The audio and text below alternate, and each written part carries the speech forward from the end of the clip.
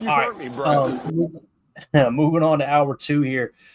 Chris N says Sheed projected is 15.5 to 17 million per year. Let's see if that's actually what's showing on Spot Track here, and he may have found it somewhere else. I'm not showing a Sheed comp here, so he probably got an over the cap, I would imagine. I'll say this: if Rasheed Walker, if you can get him for $15 million on a 4-year deal, I think I would do it. I think I would do that.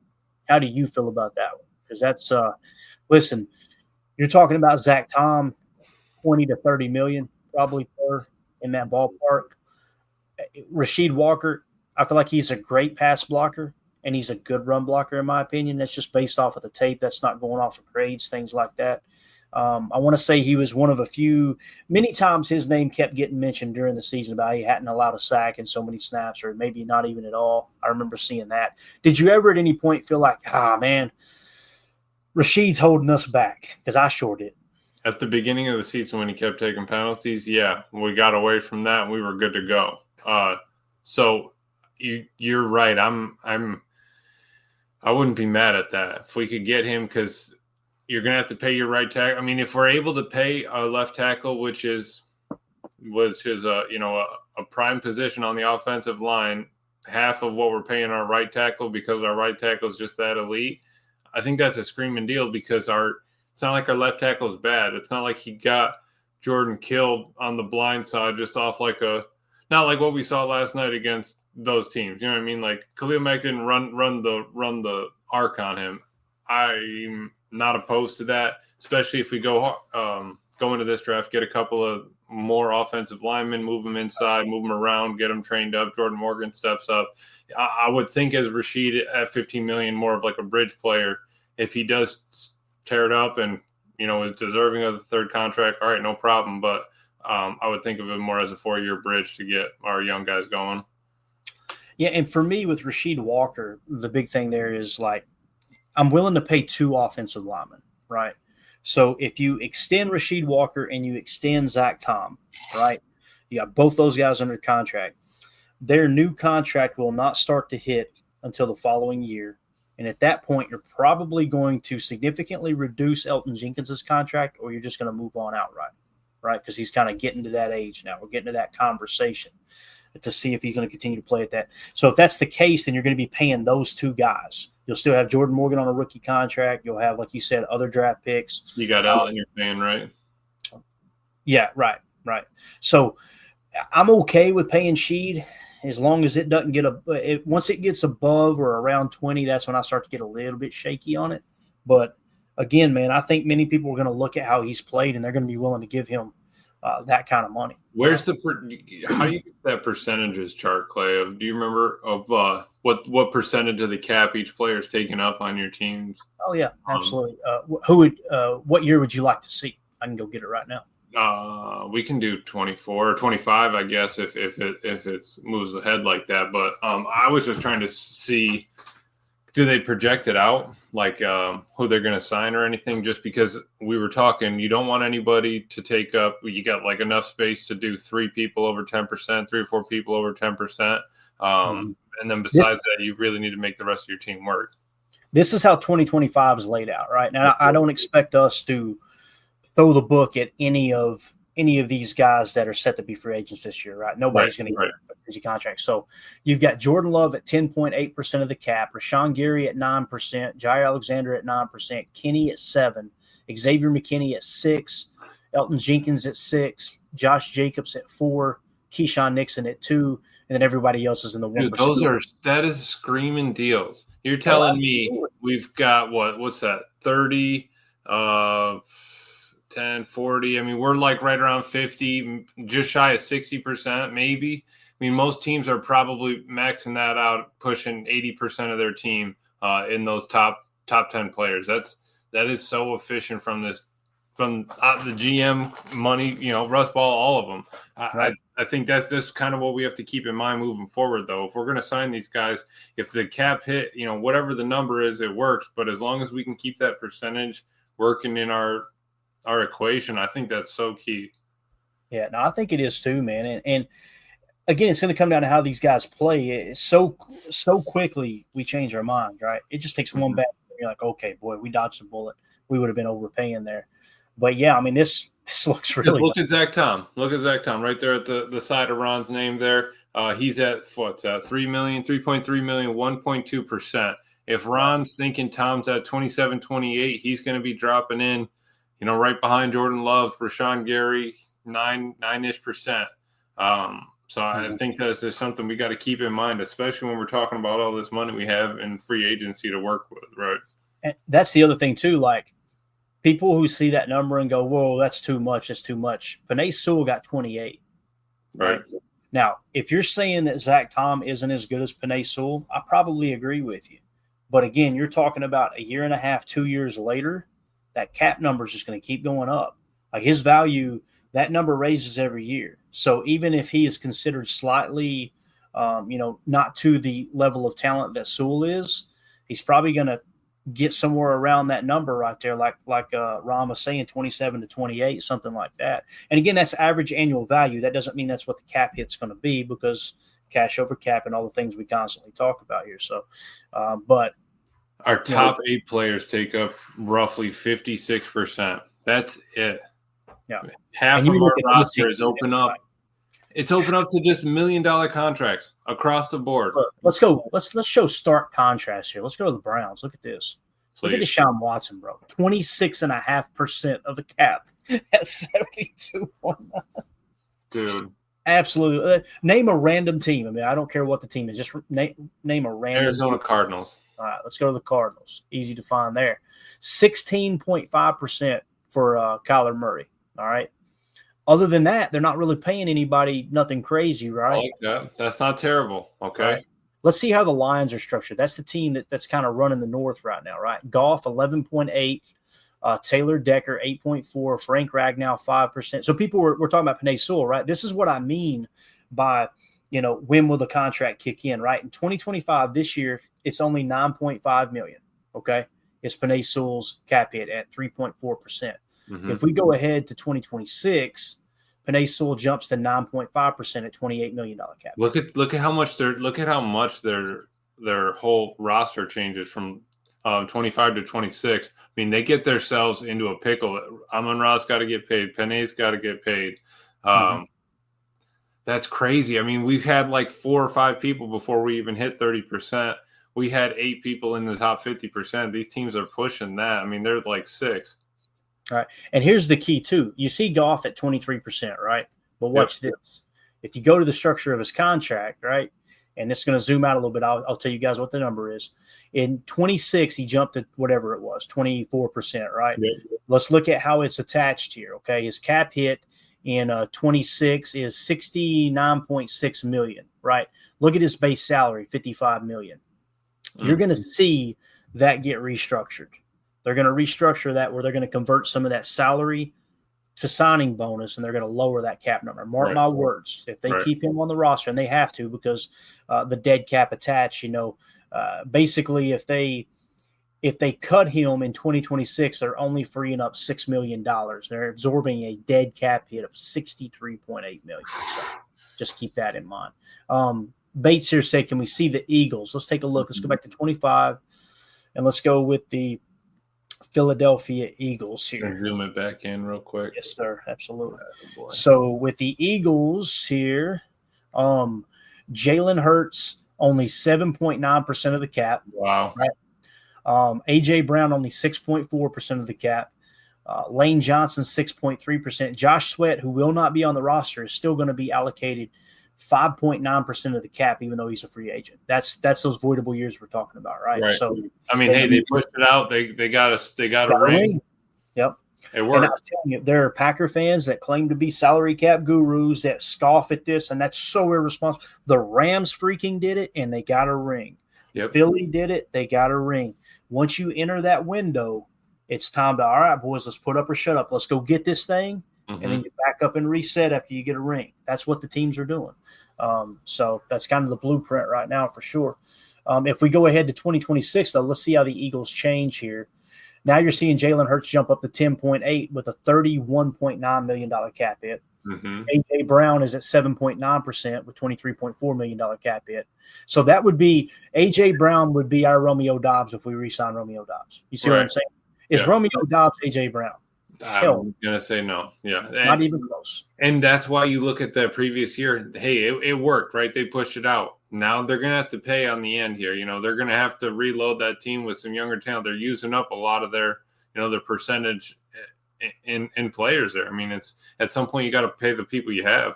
You want to pull up Vikings and Bears just to see where we're at? Yeah, let's do it. Let's take a look here. Let's go back to 25. We got so off track. Let's go Minnesota Vikings. All right. So here's how they set in 2025. Brian O'Neill at 9.4%, Jonathan Grenard at 8.1% of the cap, TJ Hawkinson at 6.1%. So they don't have anybody at 10%. That's nice. It's impressive. Yep. It is. Yep. Now, the reason it's so low, there's not a quarterback here, right? Just Sam Darnold's voidable year where they got a cap hit of $5 million. It's only $1.8 million. So even though he's not on a roster, this is the beautiful thing about drafting a young quarterback, right? As you see here with J.J. McCarthy, if they move forward this year and J.J. McCarthy's a starting quarterback, 1.8% of the cap for the next at least 2 years, maybe 3, depending on if he holds out or not for a new contract. So, and again, they went and got Aaron Jones. He's not on the roster right now. They're still on the hook for 1% of their cap at $3.2 million. They kind of pushed the chips to the middle of the table there. They did the same thing with Stephon Gilmore and Byron Murphy, who's set to be a free agent. And I love how we don't have any of that. I haven't seen yellow text on any of the Packers. The only thing we got is Preston Smith, which, by the way, he's back on the market. So, yeah. And I put it out there earlier. I didn't ask, did anybody want him? I wasn't ready to get raked over the coals. I just threw it out there like, okay, he's back on the market now. I don't think there's any chance that they sign Preston back, even to a minimum, because he asked to be traded. He was like, this just ain't a fit for me. And the fact that they got something out of it. Right. Yeah, no, absolutely. 7th-round pick, right? So here we go. When you go to 2026, now Justin Jefferson jumps to 13.2. Harrison Smith's bills come due here, voidable years. You're going to have a $26.4 million cap, even though he's not on the roster. That's tough. So this is kind of that last year where they're going to have to 9%. That's 9% of their cap. I mean, that's like our Rodgers year. I mean, not exactly, but like that. That's the kind of. I mean, you're pushing double digits on a cap hit that's not doing anything for your team. And sometimes you do that with the intention of, well, we'll re-sign him again, and we can spread that back out and have a little bit. He's 37 years old. I didn't realize that. Yeah, no, it's done. Yeah, right. Yeah, I mean, that's it, right? Yep. So, again, when you've got a young rookie quarterback, man, it really helps things out. And the Packers didn't go like crazy in free agency and overspend. I thought they got really good deals on both Josh Jacobs and Xavier McKinney, and you were still taking advantage of a lesser hit. It wasn't the rookie deal, but a lesser hit on Jordan Love that allowed you to, kind of finagle their situation as you got him his new contract. So absolutely. All right, and you said you want to see the Bears too. Bears, right? Yeah, let's just see. Keep an eye on the North here. So Montez Sweat, edge defender, 29 years old. He's at 9.1%. DJ Moore, 9%. Jalen Johnson, 7%. That's money well spent, I think, right there. Tremaine Edmonds, 6.3%. Cole Kmet, 4%. Yeah, they're in a pretty good spot. I feel like not in terrible shape. Couple of guys under, just under the double-digit mark. But I think moving into that next year. But again, to your point of having a rookie quarterback, look at Caleb, 3%. He was what, first overall pick? 3%. It's going to be like that for the rest of 2 more years, right? So he's going to be sitting at 3% when everybody else is going up. Absolutely, man. And then when you jump ahead to 2026 for the Bears, it doesn't change much. DJ Moore jumps to 28.5 at 9%. Montez Sweat at 8.5%. Jalen Johnson at 7.1. So cap-wise, I would say Bears are going to be our biggest threat moving forward. I think that the Vikings and the Lions are going to get themselves. The Bills are kind of coming due. Yeah, right, exactly. Yep, and I think it's something just keep in the back of the head. It's not like we need to follow it forever, but hey, Bears have a little bit of financial flexibility moving forward. Yeah. Jake Shavink says, I hope the Bears don't get Gianti or Henderson, but they probably will. I'm with you, Jake. Like, if I'm the Bears, I'm probably taking Gianti. Like, man, you throw him in the backfield with Caleb Williams, and they run a little zone read. That would be crazy. A little RPR action where it could be a zone read with a pass attached as well. Man, that's the only thing that gives me hope is, you guys know I've been very vocal. I'm not as big on Caleb Williams as most people are. But again, Ben Johnson may come in there and be able to get him playing good. Might be able to kind of turn that around. Everybody looks at the touchdown to interception ratio, and you guys know I harp on how important controlling turnovers is, but he was way too conservative in that regard last year, taking freaking 12-yard sacks because he didn't want to throw the ball away or throw a pick. Sooner or later you got to stop taking huge losses, and those sideline emotions, man, they were the cherry on top, no doubt about it. So 2-0 for this. Ben Johnson feels like a cornier version of Eberflus. I'm really excited to see how that team responds. Get ready to go. He does not look like a leader of men, and I could be wrong. They may respond to him and absolutely love him, right? But man, if I had to put my money on it right now, I'd say there's probably some guys in that locker room going, "This guy's weirdo." Yeah, and it's not like with Nick Sirianni. Sirianni's an odd cat. But Sirianni has been very vocal. I am who I am, and my guys know I'm going to be me. I'm not going to be anything else. I'm a cornball, a cheese ball, but the way that Ben Johnson acted, it seemed fake. And I'm telling you, man, Coach John Madden talked about that all the time. If they find out you're the second they realize that you're fake, you've lost the locker room. If they figure out you're a phony, that's the word he kept using, phony.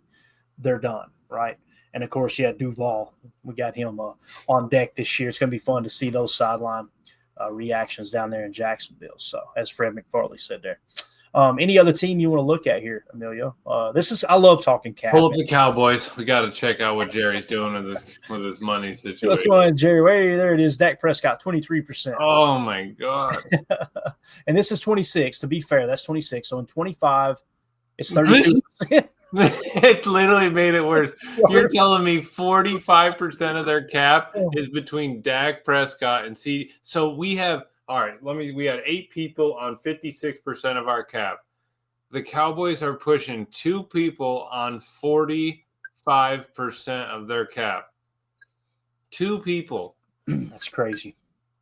And quarterback is important. And it's not like Michael Parsons is far off. He's at 9%. He's at 9% right there. We're pushing at our 56, they're 55%. They have 3 people: Dak Prescott, CeeDee Lamb, Michael Parsons.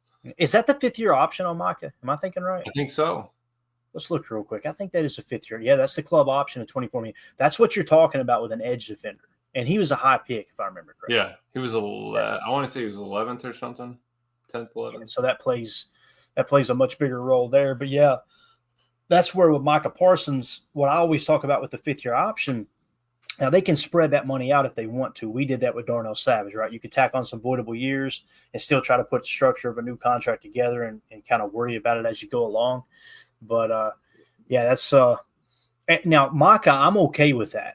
Like, that's a tier 1 position. Quarterback, if you think Dak's the guy, that's a tier 1 position. You got to make it work. The market is what it is, right? And they're going to bring that number down. There's no doubt in my mind they will bring that number down here any day now.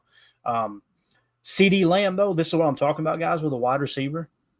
I didn't look at the Cowboys and go, yep, man, they're just one receiver away from being dominant. I just didn't see them that way. They got too much to fix in the trenches, in my opinion. And who's their left tackle, by the way? They are not paying their left tackle much money at all. So for their first 8, our first 8, 56% again, their first 8, they were roughly 72, 73% of their cap is their first 8 players. We're 20% less than that. That's crazy. I mean, we have so much opportunity to move forward with it just because we have young talent that that is able to play together on the field. But at some point, we have a bill coming too. That 56% isn't going to be sitting there forever. Right. Let's go back to the Packers now that we've covered the rest of the league here, and let's look. Jordan Love at 10%, Gary at 9%, Jai Alexander at 9%, Kenny Clark at 7%, Xavier McKinney at 6%, Elton Jenkins at 6%. This all looks to me well within range of where you want it. Now in 2026, a bunch of these numbers are going to jump, and that's where even more restructure is going to come into play. But keep in mind what's going to happen here this year. Again, the names that we've got listed, Rashawn Gary, I think there'll be a restructure. Could be to the tune of freeing up $5 to $7 million this year. Okay. So if you do that and you drop his number down, let's say it's $5 million at 20 million, now he's all of a sudden at 7%. You see what I'm saying? Mm-hmm. And then with Jordan Love, I've got it probably right around $5 million. So if you bring his number down to $24 million, then that's going to put him somewhere in that 8 to 9% range, right? In between 8 and 9%, somewhere there. Right.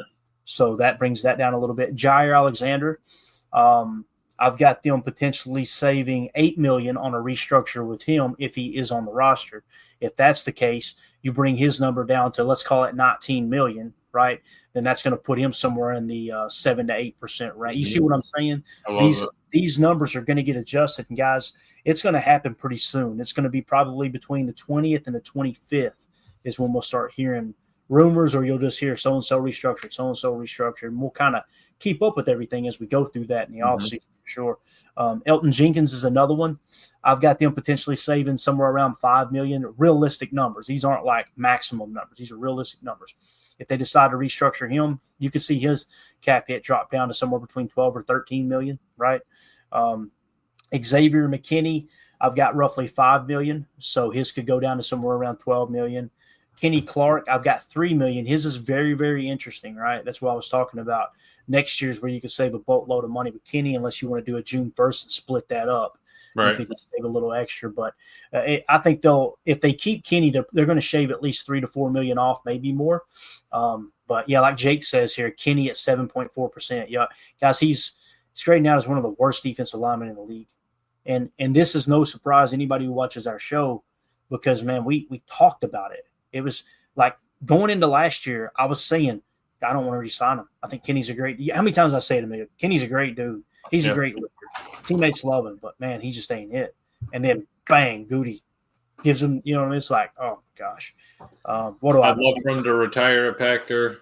You know, the most recent guy to run his whole career here brought him in when he was, 19, 20? I mean, he was young, right? So that's tough. But, yeah, it's 7.5%. That – no like you that.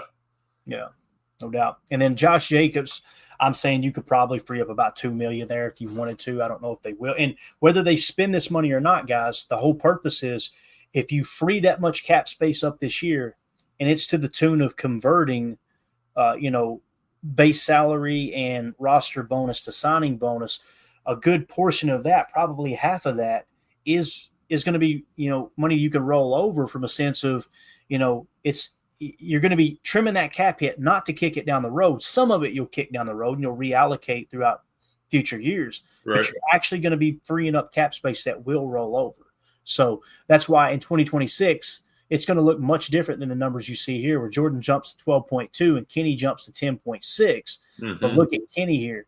His cap hit goes up to 31.3. But, gosh, I hate that it ain't showing here. Let me see if I can do this. I got to go all the way to the bottom, really. It's not even showing. Where's his dead cap? It's not showing his dead cap on the table, is it? Oh, there it is. Yeah, hold on there. Yeah. I'm just saying, I got too many windows open here. All right, so yeah, it's right there where I needed it. Never mind. So like with Kenny here, for example, if you cut him outright, he goes from 31.3 million, and you're freeing up, or your dead cap attached to 17 million. What would that be? Like 13 million be free, 14 million be freeing up. Yep. Now keep in mind, that 17 million is going to be on the cap that year, right? You get the bill comes through it comes off the roster. It accelerates to the current year. But that's where you could go to Kenny. And I think their plan was go to Kenny here, do a heavy restructure, lower that cap number to like 15 million, and he stays a Packer. My issue is I don't really want him on the team. Hate to be that guy. I'm just saying. Watch him come out this year, make me eat my words. I said that for 2 years now. Still hasn't happened, right? That would be the plan. Yeah. That's tough. Yep. Scroll down. Do we have any void years? Oh, yeah. Let's look. Look how clean that is. Look how clean that is. Right. Now look at my boy. Scroll up. My boy. There's no dead cap. No dead cap numbers. Yeah. Travis Glover getting paid more than Zach Tom. Let's go. Roll it back a year. I think he's still getting paid more than him. Oh, my gosh. You go 2025. Yeah, that's wild to think about. Emilio's like, y'all keep saying Travis Glover ain't good. He's better than Zach Tom. Oh no, I don't think they have it. But yeah, no, he is getting paid more than Zach Tom currently. Yeah, $1 million. Yeah, buddy. $1 million. So yeah, when you're looking for voidable years, it should show the dead cap. So here's the dead money we were talking about. Preston Smith this year, $9.8 million. Devondre Campbell, $7.9. People are going, whoa, that was 2 years ago. That's what we're talking about post June 1, how that carried over. Right, like you're able to. It's not split completely in half, but you're dividing. When we cut him post June 1 this previous year, we were able to spread it out a little bit last year, the rest of it on this year. Bingo. So what the whole point there is, like with Kenny Clark, if we wait till post June 1, I'm almost positive. I've been asking people to double check me here and see if they see something different, because I might not be completely understanding it. But if we cut him this year, his dead cap attached, right? Back to Kenny again. It always comes back to Kenny. His cap hit is $20.3 million, but his dead cap is $26.8 million. Okay, so let's go with the 26.8. So if you go post June 1, right, then you can absorb $13 million this year and $13 million next year, just theoretically speaking. I've never seen it break down 50-50 to the best of my knowledge. It's usually a little more the first year and then a little less the next year, but you can kind of split that dead cap hit up and make it a little more palatable. But they obviously like Raji, man. They like, or Raji, I read Raji in there. They like Clark. They like Kenny, Yeah. So I think he's going to be on the roster, but they could play hardball with him too and go, hey, Kenny, listen, we got to do something here, man. But when you look at his restructure ability, it's kind of already been done. Look at his base salary, man. Let me zoom it back in here real quick. We're going to look for roster bonus and base salary. $1.3 million, right? And then his roster bonus is 7.5. So you could go to that roster bonus and try to do a little bit of magic there, right? I just don't, that's where I came up with $3 million was half of the roster bonus. They can take it away and say, give this to you in signing bonus, and we're going to knock this up. Yep. They would spread it out. And, they could go to him and go, hey, look, Kenny, we got two options here, man. We want you on the team, but the cap hit's just too much. We want to lower that roster bonus. We want to give you a signing bonus so you don't, whatever. If we cut you outright, you lose that $7.5 million because you're not on the roster. Okay. You also lose your $1.3 million. But if we convert that to, let's say, $3 million signing bonus, we'll cut you a $3 million check if you'll shave $2 million off the cap for us, right? Or $3 million in this case, like I had mentioned. And if you did that, then his option now becomes, okay, I can get a $3 million check right now, but I'm making $3 million less overall in the year, or I can pack my family up and move across the country somewhere else. See what I'm saying? Yes. And that's by the time you move and you buy a new house and you do all these things, it's like, is it really worth it? That's where they really kind of, because looking at 24, his base is 10 million, right? And then signing of a 9.3, but then looking at his base in 25, he's at 1.3 million. That's just his base. Right. And then it jumps up in 26, back up to 8.8, then up to 18.3. So that's so is that because they were previously restructuring in 24 to get them to that? So you take that roster and clean that up? They usually mention in here when they do a restructure. Oh, right. No. And I'm looking here and I don't see, they don't have it listed here. Usually they'll, like, there's a rookie. Go back up a little. Right. Up a little bit more right there. Let's see. What's it say? Contract notes. Yep. 27.6 million guaranteed at signing, blah, blah, blah, 2021 per game. Yeah, no, that was just the extension, I'm pretty sure. Yeah. So again, if you were to go to him and approach it that way, next year makes more sense. Let's say that you keep Kenny this year on the cap hit you got. Oh, right on the side there, Clay. My bad. March 3rd, right? Converted 11.3 out of the bingo. There you go. Okay. Of the 2023 salary. There it is. Good eye, Emilio. That's where it's at. So clearing $11 million of cap space. So that's the reason his salary is so low. And you'll notice sign-in proration, $4.3 million. Sign-in proration, $4.3 million. Sign-in proration, $4.3 million. People see that and they go, so he's got to wait till 26 to get that? No. He gets that money up front. That's why players are so much more motivated to do these restructures. When we hear restructures and we hear pay cut, yeah, on the surface, you're taking less overall money, but they're getting a lot more guaranteed money than they would have had. And that's what agents and players are really going for. So, so Kenny's an interesting one, man. I wouldn't be surprised if they cut him and set him at a June 1st, post June 1st designation or whatever. But I just don't – I think that's wishful thinking. I think they're probably restructure, save as much as they can, keep him on the roster. And again, TJ Slayton, 2% higher pressure rate. Yeah. If you gave TJ Slayton Kenny Clark's reps this year, right?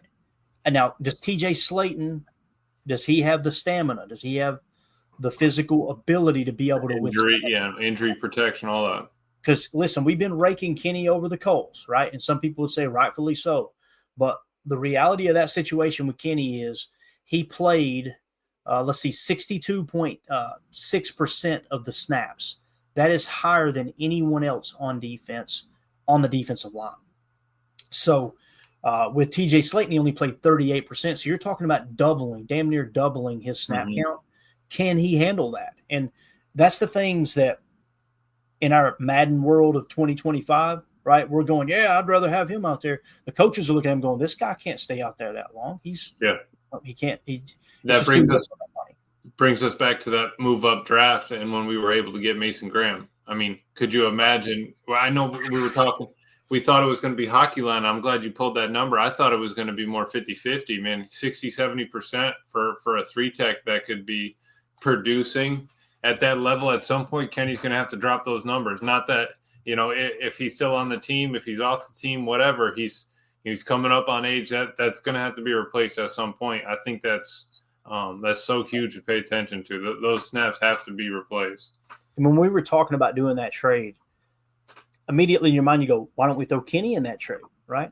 Well, there's a reason that it's not that easy. You're looking at some of these other teams, they got to absorb their cap hit that they would be absorbing if we traded Kenny. That's the thing. If you trade, you got to wait till post June 1. I don't know if you can designate a post June 1 trade. I don't think you can do that. I think it's got to be just when cutting a player. Right. Y'all fact check me on that, though. I'm not 100% sure. But if you approached it that way, the team that's trading for Kenny in this regard would only be absorbing a $1.3 million salary, right? A $7.5 million roster bonus if he makes the roster. So the cap hit you're looking at, if I'm understanding it correctly, along with the workout bonus and the roster GM bonus, all that, be right around a $10 million cap hit for somebody, which is nothing for a defensive tackle that some would see as a better defensive tackle in the league. I just disagree with that opinion of it, So if you were to throw that into a trade, right, and try to clear a little bit of that, you're still going to be upside down in that contract, but you get a little bit of draft capital back. Some players, you look at that, Emilio, and you think, you know what? I would rather have him on the roster than have a 7th-round pick. I hate to say it, but Kenny's got to the point where I don't feel that way with him. I just kind of want someone else in there. Milton Williams. You guys know, I talked about how Devontae Wyatt, in my opinion, is just as good as Milton Williams when you truly break down the numbers. Milton Williams is a better pass rusher. Devontae Wyatt's a significantly better run stopper, right? But if you're saying, would you rather have Milton Williams or Kenny Clark? It's Milton Williams. So if you traded Kenny and got a 7th round or a conditional draft pick, right, and they absorb a little bit of the cap hit, what have you, and then you go sign someone like Milton Williams, now you line up Milton Williams, Devontae Wyatt, and you draft someone, and there's your rotation. I feel better about that than $20.3 million against the case. It's tough, Mm-hmm. And again, I think he's probably going to be on the roster till next year. That's me. Anyway, so let's hit the Patreon group real quick. I wanted to hit this. I didn't want to fall too behind on it. But this was a fun conversation. We did not even have this in the notes game. This was you guys in the chat steered the conversation in this direction. I'm so glad you did, man. It's a lot of fun. We'll go rapid fire real quick with some of this, and I got a couple of things to go along with it. So questions for the show in our Patreon group. If you want to join our Patreon group, just go to patreon.com/Packer Fan Total Access. If you're a member of one of the 3 tiers, you get access to all of our chats. It can be the cheap $2, $3 tier, whatever it is. You get access to the chat. You also get access to the giveaways, things like that. Josh Martin in there said, Kendall Fuller just got released. Would he be a good option for cornerback? And I actually went and gave this a look here, Emilio. Kendall Fuller, all right, his passer rating when targeted or passer rating allowed, 89.8. Okay. His yards per target allowed was 6.8 yards per target. Now, let me compare that to Keyshawn Nixon, all right? Kendall Fuller, and this, in my opinion, Kendall Fuller would start over Keyshawn Nixon if you were to sign him, right? Keyshawn Nixon passer rating allowed was 101.2 to Kendall Fuller's 89.8. So much better. Kendall Fuller much better there. In yards per pass attempt allowed, or I'm sorry, yards per target allowed, okay? Kendall Fuller 6.8, Keyshawn Nixon a little bit better at 6.1. Okay. So I would not be opposed to Kendall Fuller. It's not like a jump off the chart. Hey, let's overpay for this guy for the right price. I'm okay with it. Now, when you're talking about the other corners, Jair Alexander, his passer rating allowed 77.6 to Kendall Fuller's 89.8. Right. Carrington Valentine's was 69.0, better than Jaws, right? He hands down better than Kendall Fuller. So, in his 8.7 yards per target and Jair Alexander's 8.1 yards per target, obviously significantly higher than Kendall Fuller. But if you had to put my feet to the fire, would you sign Kendall Fuller? I would say no. I would rather have Jair Alexander, Carrington Valentine, and Keyshawn Nixon. That's just me personally. You got and again, if you're wondering how is Keyshawn Nixon's yard per target 6.1, but his passer rating allowed is 101.2, it's because he gave up 6 touchdowns. So yeah, he got cooked. I mean, it's nothing against him. The red zone wasn't his friend though. And I mean, that's no diss to Kendall Fuller. I just think that we have, a couple more dogs here already established. And if we're going to replace, I think it's going to be, coming up the ranks, not a drop. It's our cornerback room doesn't seem as hollow as our safety room was last year, right? Like dropping in like a top 5 corner would be super dope, but I don't think it's going to have the same effect that like dropping an X did on our safety room last year. Yeah, completely agree. All right, back to the Patreon group in another one of our forums here, our chats, I should say. Harry Cheese says, not a free agent, but Garrett Wilson has been rumored to want a trade. Could the Packers go and get him? If that is the case, does he fit, and would the compensation be worth it? The way I understood it, Harry Cheese, is Garrett Wilson would seek a trade if Aaron Rodgers and Devontae Adams returned. Like, he didn't like the fact that he wasn't getting as many targets, I guess you could say. I think they're going to keep him, but it's going to take a lot of draft capital to trade for him. It really is, man. Like, you're talking about, I mean, I don't see the Jets giving him up for anything less than a first. That would be silly, And when you look at what he's done, the reason I say that, his PFF grade since he came in the league, Emilio, 82, 72, 78. And that's even with him and Aaron Rodgers trying to get on the same page and obviously couldn't, right? So yeah, and who was his quarterback before that? Yeah, exactly. So, and here's the thing, like when you're talking about the draft capital, also he's going into the last year of his deal. You got to give him a big now. Is he worth a number 1 receiver money? Absolutely. I think he is. I think Garrett Wilson is. I think. But you have to trade a first-round pick and then change first-round pick, maybe a 3rd or a 4th, and then get Garrett, then bring him in here for. Can't do then it. You got to pay the man. Yeah. Now, let's say Jair holds their feet to the fire and says, I want out of here, and you do a player swap, Jair for Garrett Wilson, sign me up. Because you're freeing up $6 million with the trade initially. You might as well go ahead and take that $6 million off of the first year of that new contract. That's a little more palatable if Ja was to play kind of hardball there. And again, we have no reason to believe that. We're not trying to start rumors. It's just, you guys know Jair's been rumored to potentially be traded this year. The longer we wait, I feel like he's probably going to be back, but we'll see. Johnny in that same free agent chat says, how about Javon Kinlaw, Jets interior defensive lineman, seem to have good numbers. Could be a good pickup. I pulled his PFF numbers. Here are his PFF numbers, guys.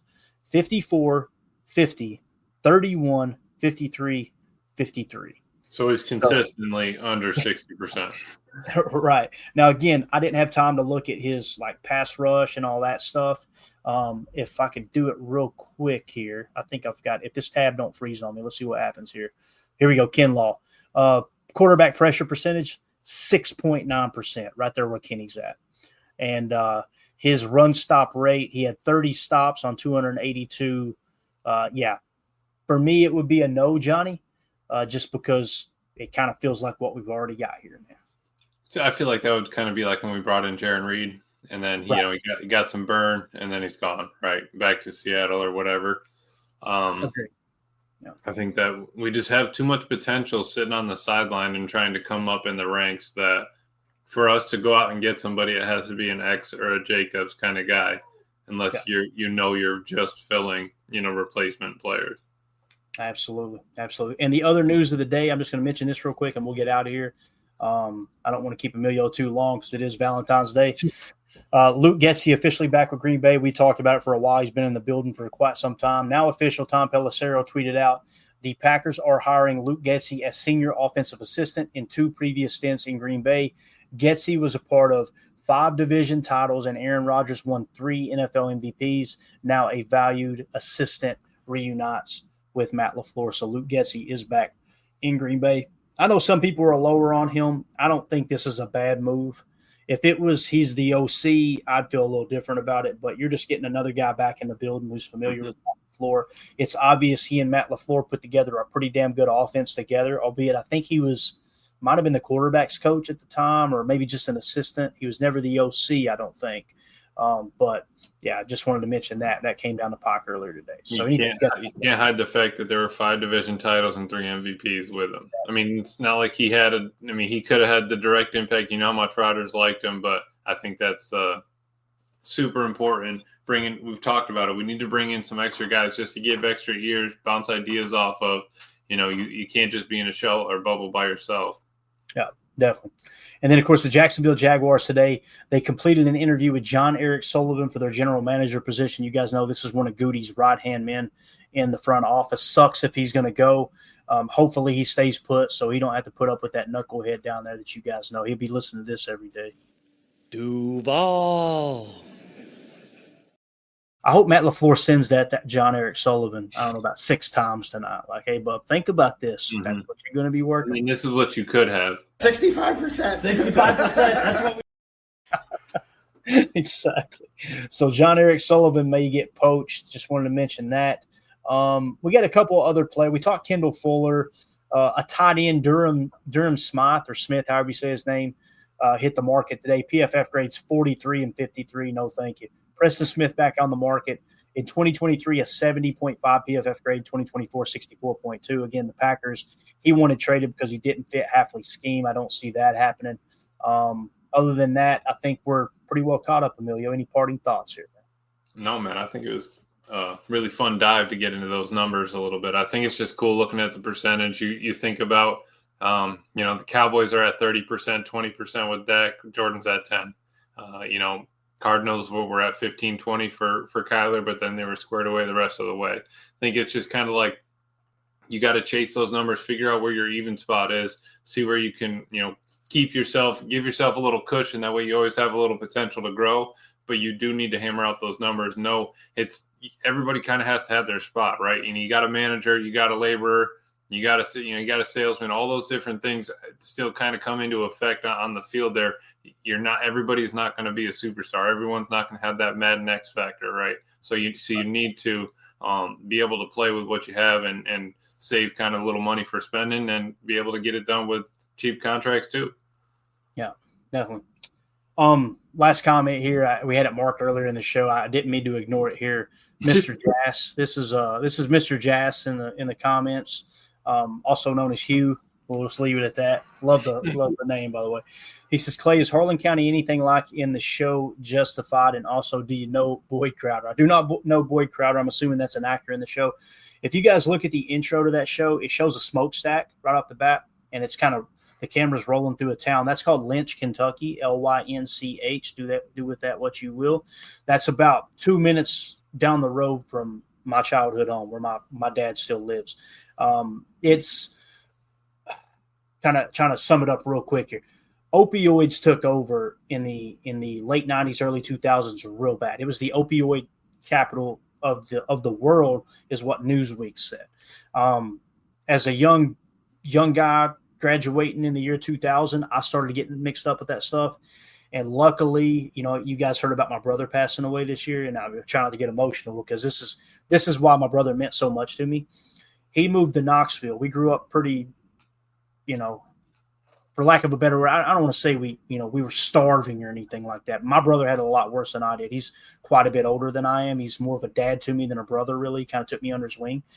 He was 58 years old when he passed away this year, but he went to the Army, served in our military, got on his feet in Knoxville, and before I graduated, I went ahead and moved my stuff down there to get out of that area. Now, I want to say this. Great people back home.